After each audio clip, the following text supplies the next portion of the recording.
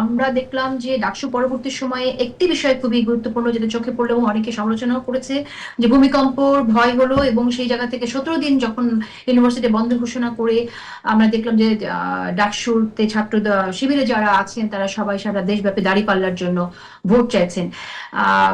আমি একটু জানতে চাই যে ছাত্র শিবির লেজুর ভিত্তির রাজনীতি করে না, এটা খুব জোরে সোরে সবসময় ছাত্র শিবিরের কাছ থেকে শুনেছি, কিন্তু ছাত্র শিবির ডাকসুতে জয়ী হওয়ার পরেই আমরা দেখলাম যে যখন সময় এলো দাঁড়িপাল্লার ক্যাম্পেইনে নেমে গেল, এই যে কথা থেকে সরে আসা বা কথার সাথে মিল না থাকা, এইটা কেন আমরা দেখলাম? সাংঘর্ষিক একটা অবস্থায় আমরা কেন দেখলাম?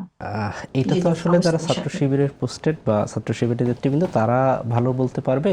তবে যদি বলেন যে ডাকসুর কেউ গেছে কিনা, দেখুন আমি যতদূর জানি যে আমাদের ডাকসুর ভিপি তো দাঁড়িপাল্লার জন্য ভোট চেয়ে বেড়াচ্ছেন। ডাকসুর ভিপি তো ছাত্র শিবিরেরও নেতা। আমরা সর্বমিত্র চাকমাকেও দেখেছি শিশির মনিরের প্রচারণায়। এটা সর্বমিত্র চাকমা রিপ্লাই দিতে পারবে, কিন্তু আমি এখন পর্যন্ত কোনো প্রচারণায় যাইনি।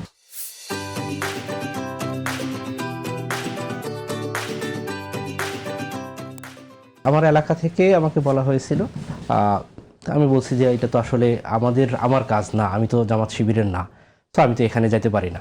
তো এখন ব্যাপারটা হচ্ছে একজনকে ইনভাইট করলে সে যাবে কি না যাবে এটা তো তার ব্যক্তিগত ব্যাপার, সেই জায়গা থেকে সে এটা রিপ্লাই দিতে পারবে। আর শিবিরের নেতারা তাদের লেজুর বৃত্তি রাজনীতি করে না স্বতন্ত্র রাজনীতি করে সেটা তারা বলতে পারবে। তো সাদিকের ব্যাপারটা আপনার কাছে কি মনে হয় আর যখন ছাত্র শিবিরের কেউ যখন ডাকসুতেও আছে এবং আসলে একটি দলের জন্য প্রচার করে বেড়াচ্ছে, ভোট চেয়ে বেড়াচ্ছে, এটাকে আপনি কি আসলে সমর্থন করেন কিনা সেটা একটু শুনুন।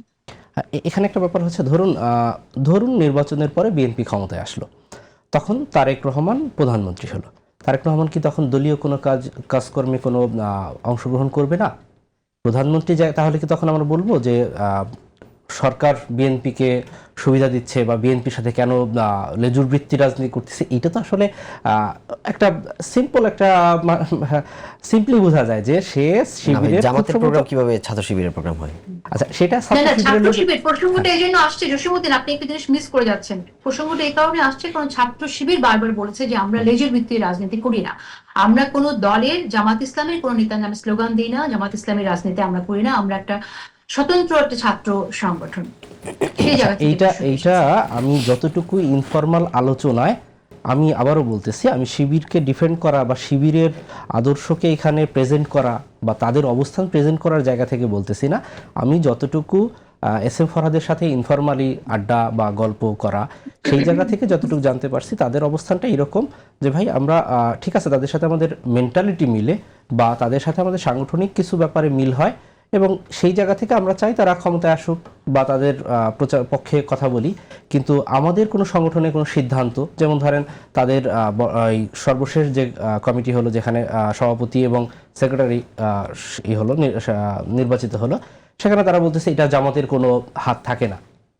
আমি আবারও বলতেছি, আমি তাদেরকে ডিফেন্ড করতেছি না বা তাদের অবস্থান ক্লিয়ার করার জন্য আমি এখানে না। আমি তাদের ইনফর্মাল কথা থেকে যতটুকু জানতে পারছি, তাদের কথা হচ্ছে যে আমরা আমাদের সদস্যদের ভোটে সরাসরি নির্বাচিত হই। এখানে এমন না যে, আমি শ্রদ্ধার সাথে বলতেছি, আমাদের রুহুল কবির রিজভী ভাই, আপনি দেখবেন ছাত্র দলের কোনো নেতার বিরুদ্ধে কোনো প্রশ্ন আসলে বা কোনো স্ক্যান্ডাল বা কোনো কিছু হলে রিজভী ভাইয়ের স্বাক্ষরে কোনো প্যাডে তাকে বহিষ্কার করা হয়। সে তো আর ছাত্র দলের না, কিন্তু সে এখানে ইন্টারফেয়ার করেন। তো তারা বলতেছে যে আমরা এইটা করি না, এখানে জামাতের ইন্টারফেয়ারটা এইভাবে নাই। আমরা তাদের পক্ষে কথা বলি কোনো কোনো ক্ষেত্রে আদর্শের কিছুটা মিলের জন্য। এটা আমি আবারও বলতেছি, এটা তাদের কাছ থেকে আমার ইনফরমাল বা আড্ডায় জানা তথ্য। ওকে, আমি আসি মায়েদের কাছে। তানভীর আল হাদি মায়েদ, আমরা লেজুর ভিত্তির রাজনীতি নিয়ে কথা বলছি। ছাত্রদল বড় করে দাবি করে নাই যে তারা লেজুর ভিত্তির রাজনীতি করে না, যেমনটা শিবির দাবি করেছিল, কিন্তু তারপরে প্রশ্ন আসে যে ছাত্রদলের সিদ্ধান্ত কি সব বিএনপির কেন্দ্রীয়ভাবে নিয়ে নেয় কিনা, সেই প্রশ্নের জবাবটা আমি আপনার কাছে জানতে চাই। না, আসলে আপনি হয়তো একটু ভুল জেনে থাকবেন যে আমাদের সংগঠন কিন্তু বাংলাদেশ জাতীয়তাবাদী দলের অঙ্গ সংগঠন হিসেবে কাজ করে।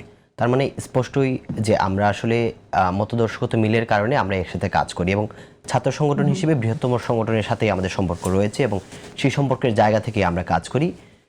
কিন্তু ছাত্র দলের একটা কমিটি গঠন হওয়ার পরেই সভাপতি সাধারণ সম্পাদকের নেতৃত্বেই তাদের সিদ্ধান্তেই সংগঠন পরিচালিত হয়।